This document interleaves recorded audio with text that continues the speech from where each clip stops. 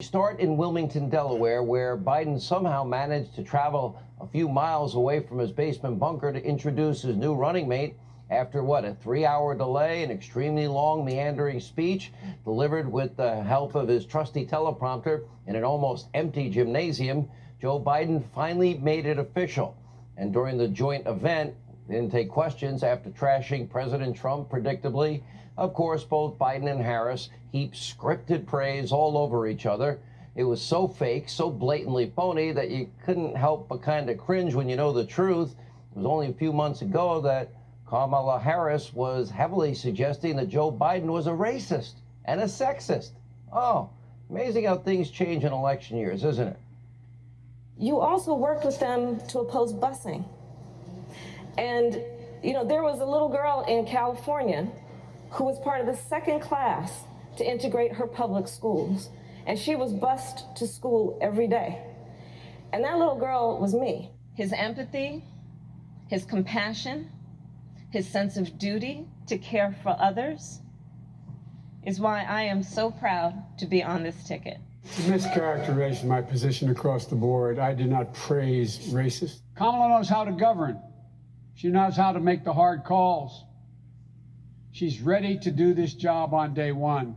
Praising and coddling individuals who made it their life works and built their reputation off of segregation of the races in the United States. That's a problem. His empathy, his compassion, his sense of duty to care for others is why I am so proud to be on this ticket.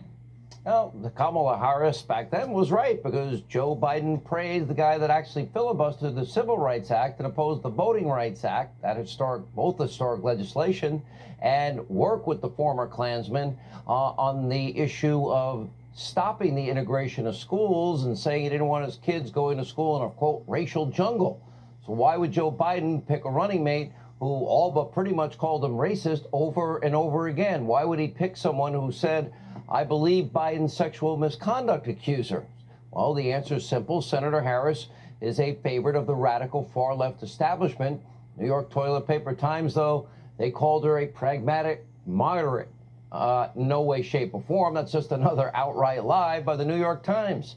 2019, she had the most liberal voting record of any other U.S. senator. She was actually to the left of Bolshevik Bernie Sanders. She was the co-sponsor of that insane Green New Deal. And maybe they're just trying to cover up this crazy socialist agenda by giving Congresswoman Ocasio-Cortez a whopping 60 seconds, we found out tonight, to speak at the Democratic Convention. Unfortunately for Kamala Harris, that she is now on tape promising to ban all fracking. Pennsylvania, are you paying attention? On day one in office, take a look.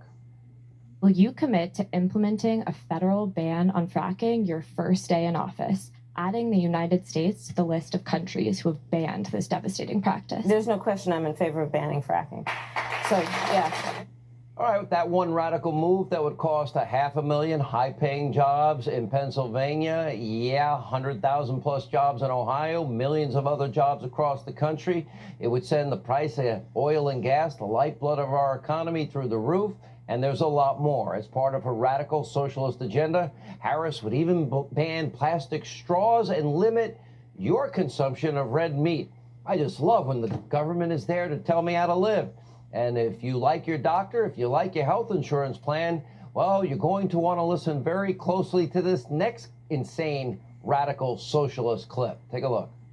I believe the solution, and I'm actually feel very strongly about this, is that we need to have Medicare for all. That's just the bottom line.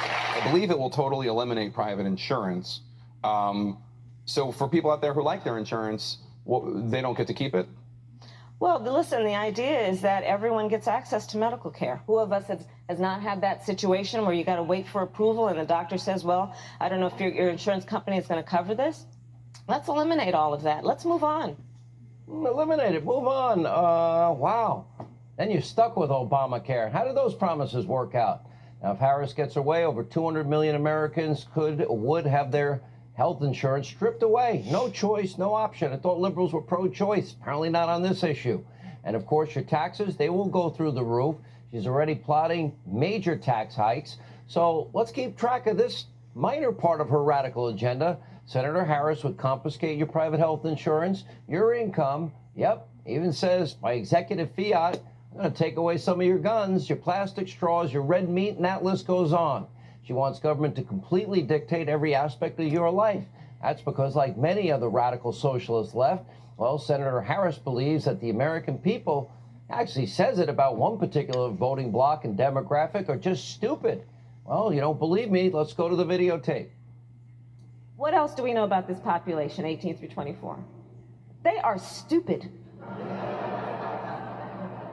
That is why we put them in dormitories, and they have a resident assistant. They make really bad decisions. Why don't we just lock them all up till they're 25?